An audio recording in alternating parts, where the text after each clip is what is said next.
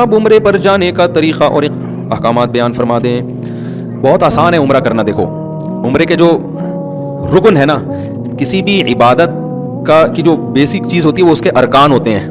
ان ارکان کے بغیر اس عبادت کا تصور ممکن نہیں ہے. جیسے نماز میں قیام, رکوع, سجدہ, یہ نماز کے ارکان ہیں. تو ایسے ہی عمرے کا جو رکن ہے نا وہ ہے طواف. وہ کیا ہے اصل میں عمرہ بیسیکلی جو نام ہے کس چیز کا, طواف کا نام ہے. آئی بات سمجھ میں. شرط کیا ہے, احرام کی حالت میں ہونا. جیسے نماز کے ارکان ہیں قیام, رکوع, سجدہ, شرط ہے باوضو ہونا. تو وضو یہ نماز کا رکن نہیں ہے. نماز رکن کہتے ہیں اندر کی چیز, اور شرط کہتے ہیں جو باہر کی چیز ہو, جو براہ راست نماز نہیں ہے. تبھی آپ کا پہلے سے وضو ہو تو کرنے کی ضرورت ہی نہیں ہے آپ کو. لیکن پہلے سے رکوع کیا ہوا ہے تو کیا نماز میں رکوع نہیں کرو گے, پھر بھی کرو گے دوبارہ, ٹھیک ہے نا. تو ارکان جو ہے نا اس کے جو بنیادی چیزیں ہوتی ہیں. تو اسی طرح خوب یاد رکھو کہ عمرے کا جو رکن ہے, اس پہ کلپ بنائیں, یہ لازمی ضروری ہے. بہت سے لوگ یہ سوال پوچھتے ہیں. عمرے کا جو رکن ہے وہ ہے بیت اللہ کا طواف.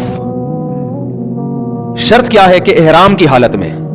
احرام کی حالت میں. احرام کی حالت کسے کہتے ہیں؟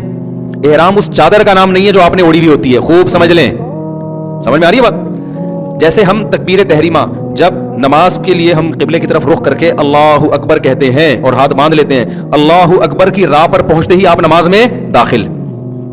اب راہ پر پہنچتے ہی آپ پر نماز کی پابندیاں عائد ہو جاتی ہیں. اب آپ کسی سے بات نہیں کر سکتے, کھانا پینا نہیں کر سکتے, قبلے سے اپنے سینے کو پھیر نہیں سکتے. تو احرام نماز کے اندر بھی ہو گیا کہ نہیں ہو گیا؟ یہ کس طرح سے ہوگا؟ اللہ اکبر کہنے سے. تو اسی طرح یاد رکھو عمرے میں جب احرام میں داخل ہوتے ہیں یا حج میں بھی, تو اس کا طریقہ یہ ہے کہ لبیک اللہم لبیک لا شریک لک لبیک ان الحمد والنعمت لک والملک لا شریک لک. یہ الفاظ کہے جائیں عمرے کی نیت یا حج کی نیت سے. حج کی نیت ہے تو اللہم انی ارید الحج, اے اللہ میں حج کا ارادہ کرتا ہوں, فتقبلہ منی ویسرہ لی. اردو میں کہتے ہیں اس کو, قبول بھی کر اور آسان بھی کر, اردو میں بھی کہتے ہیں.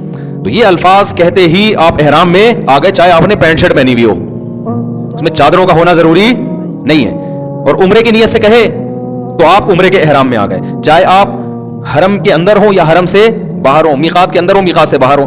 اب احرام میں آنے کے بعد احرام کی پابندیاں شروع ہو جائیں گی. ان پابندیوں میں سے ایک پابندی ہے کہ سلا ہوا لباس نہیں پہن سکتے.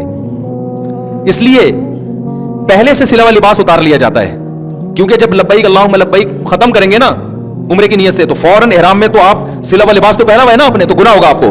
اس گناہ سے بچنے کے لیے کیا کیا جاتا ہے بھائی, سلا ہوا لباس پہلے اتارا جاتا ہے, احرام کی نیت بعد میں کی جاتی ہے. تو احرام نام ہے, احرام کی نیت سے تلبیہ پڑھنا. اس حالت میں جو آپ آ جاتے ہو نا, اس حالت کو احرام کی حالت کہا جاتا ہے. ان چادروں کو احرام نہیں کہا جاتا. وہ چادریں جو ہیں احرام کا حصہ ہیں, یعنی احرام کی پابندیوں میں سے ایک پابندی, اور وہ چادریں بھی نہیں ہیں. اصل حکم یہ ہے کہ سلا ہوا کپڑا نہیں پہننا. اب ظاہر ہے سلا ہوا کپڑا تو نہیں پہنیں گے تو اب کیا کریں, پھر تو کچھ تو پہننا ہے نا. تو وہ جو کچھ پہننا ہے وہ احرام میں داخل نہیں ہے. وہ کچھ پہننا وہ اس کا شرم و حیا سے تعلق ہے, صحیح ہے نا, کہ بھائی سلا ہوا نہیں پہننا. یہی وجہ ہے کہ میں اس لیے بتا رہا ہوں کہ بعض لوگ احرام باندھ کے واش روم جا رہے ہیں تو ان کو وہ چادریں اتارنی پڑتی ہیں. واش روم سے فون کر رہے ہوتے ہیں, مفتی صاحب میں احرام کی حالت میں وہ چادر اتار سکتا ہوں؟ تو میں ان سے پھر کہتا ہوں بھائی یہ چادر احرام نہیں ہے, یہ تو آپ اتار لیں چادر. یہ تو پہنی اس لیے جاتی ہے تاکہ لوگ آپ کے,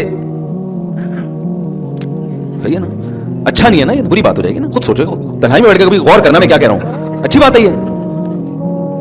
تو جسم تو چھپانا ہے نا اپنا, تو اس کے لیے یہ کیا جاتا ہے, تو اس میں چادریں داخل نہیں ہیں.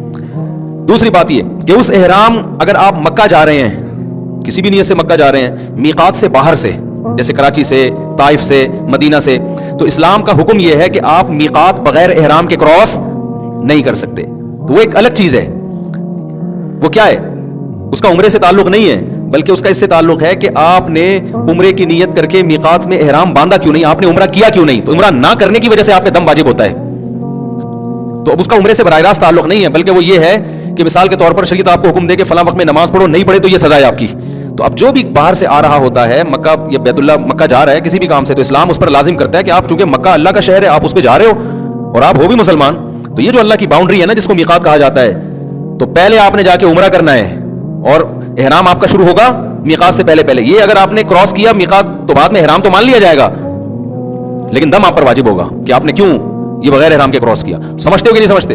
اور جب حرم میں پہنچ گئے آپ, پھر دوبارہ عمرہ کرنا ہے, تو پھر احرام باندھنے کے لیے ضروری ہے کہ کم سے کم مسجد عائشہ تک جائے. وہ افضل تو یہی ہے کہ پھر میقات سے باہر جائے, لیکن مسجد عائشہ سے کر لے گا تو بھی اس میں اختلاف ہے علماء کا. ہماری جو رائے ہے وہ اس کے مطابق ہم جواب دے رہے ہیں. تو خلاصہ میں جلدی سے سمیٹتا ہوں, عمرہ نام ہے بیت اللہ کے طواف کا, شرط کیا ہے کہ احرام کی حالت ہو. اور سعی جو ہے نا وہ عمرے کا رکن نہیں ہے, عمرے کے واجبات میں سے ہے. واجبات سمجھتے ہیں؟ یعنی اگر سعی نہیں کریں گے آپ نے طواف کرنے کے بعد تو گناہگار ہوں گے اور دم دینا پڑے گا آپ کو. دیکھو رکن چھوٹ جائے نا تو چیز کا وجود ہی نہیں ہوتا. کرتے ہیں سجدہ کرتے ہیں, یہ ارکان ہے نا, رکوع چھوٹ جائے, سجدہ چھوٹ جائے تو سجدہ صاحب سے نماز نہیں ہوگی, کیونکہ نماز کا رکن ہی نہیں پایا جا رہا. لیکن اگر آپ نے یہ تمام چیزیں کر لی, اتحیات کے بعد غلطی سے درود شریف پڑھ لیا, اٹھنے میں تاخیر ہو گئی, تو ارکان تو پھر بھی پورے ہو رہے ہیں نا, تو ان غلطیوں کی وجہ سے کیا لازم ہوگا؟ سجدہ صاحب. تو جب آپ گئے احرام کی شرط پوری کر کے آپ نے بیت اللہ کا طواف کیا, اس طواف کے نتیجے میں آپ کا عمرہ ہو گیا. سعی یہ عمرے کے واجبات میں سے ہے. آپ اگر نہیں کریں گے تو گناہگار ہوں گے, لیکن عمرہ آپ کا ہو جائے گا, آپ پر دم واجب ہوگا. لیکن طواف ہی چھوڑ دیا آپ نے تو دم سے عمرہ نہیں ہو جائے گا, پھر تو کیا ہی نہیں آپ نے عمرہ. تو اس میں جو مرکزی حیثیت ہے وہ بیت اللہ کو ہے. آپ جو جاتے ہیں بیت اللہ کے طواف کرنے کے لیے جاتے ہیں. اصل میں حج کس کا نام ہے؟ حج میں 2 ارکان ہیں, عمرے میں کتنے ہیں؟ تو اس لیے کچھ بھی نہ ہونا تو آخری درجہ یہ کہ احرام باندھ کے طواف کر لے آدمی ہر قیمت پہ, بس عمرہ ہو گیا اس کا. باقی چیزوں کی تلافی دم سے ہو جائے گی, جانور ذبح کرنے سے. تو حج میں بھی یاد رکھو 2 کام حج کے ارکان میں سے ہیں, وہ نہیں ہوں گے تو حج نہیں ہوگا آپ کا. 2 کام کر لیے نا تو حج ہو گیا, باقی تمام چیزوں کی تلافی دم کے ذریعے ہو جائے گی. تو ایک ہے اس میں طواف زیارت جو بقرعید کے دنوں میں ہوتا ہے, سمجھتے ہو؟ حج اس کا نام ہے, یہ جو بقرعید کے دنوں میں, اس کے ٹائم بھی متعین ہے, وہ ٹائم بھی آپ آگے پیچھے نہیں کر سکتے. جیسے فرض نماز کا ٹائم متعین ہے نا, تو جو حج کا فرض طواف ہے اس کا بھی ٹائم شریعت میں متعین ہے. اور دوسرا رکن ہے وقوف عرفہ, عرفہ کے میدان میں 9 ذی الحجہ کو جا کے ٹھہرنا, اور شرط یہ ہے کہ احرام کی حالت ہو. اور یہ احرام کی حالت میں ہونا یہ وقوف عرفہ کے لیے شرط ہے, طواف زیارت کے لیے شرط نہیں ہے. تو 9 ذی الحجہ کو جو عرفات کے میدان میں چلا گیا احرام کی حالت میں, اور وہاں تھوڑی دیر بھی اسٹے کر لیا اس نے, یہاں تک کہ ہیلی کاپٹر سے بھی گزر گیا, کسی بھی طرح اس میدان کی محاذات میں آ گیا, اور پھر بقرعید والے دن اس نے 7 چکر بیت اللہ کے گرد لگا لیے, تو اس کا حج کیا ہو گیا؟ کمپلیٹ. باقی گناہ ہوگا اس کو کہ وقوف منہ کیوں نہیں ہے اور سعی کیوں نہیں ہے, تو ان گناہ بھی ہوگا, اور اس کی تلافی کے لیے رمی کیوں نہیں کی اس نے. تو یہ ساری چیزیں کی تلافی کس کے ذریعے ہو جائے گی؟ دم کے ذریعے. اس لیے خوب سمجھ لو کہ اگر حج کا آپ احرام باندھ لو نا تو اب ہر قیمت پہ آپ نے وقوف عرفہ کرنا ہی کرنا ہے. اور جو لوگ طواف زیارت چھوڑ کے آ جاتے ہیں نا, حج میں فلائٹ نکل رہی ہے, تو یہ خوب سمجھ لیں کہ طواف زیارت میں احرام کی حالت تو ضروری نہیں ہے, لیکن جب تک طواف زیارت کوئی نہ کر لے اس وقت تک اس کی زوجہ اس کے لیے حلال نہیں ہوتی, اور عورت نے اگر کیا ہے تو وہ اپنے شوہر کے لیے حلال نہیں ہوتی. کتنے لوگ ہیں طواف زیارت چھوڑ کے آئے ہوئے ہوتے ہیں, ان کے بچے بھی پیدا ہو رہے ہیں یہاں پہ, تو یہ غلط ہے. تو وہ ہر قیمت پہ جا کے کیا کرنا پڑے گا؟ تو اس لیے طواف زیارت کو حج میں بہت فوکس کرنے کی ضرورت ہوتی ہے کہ بھائی یہ تو کرنا ہی کرنا ہے.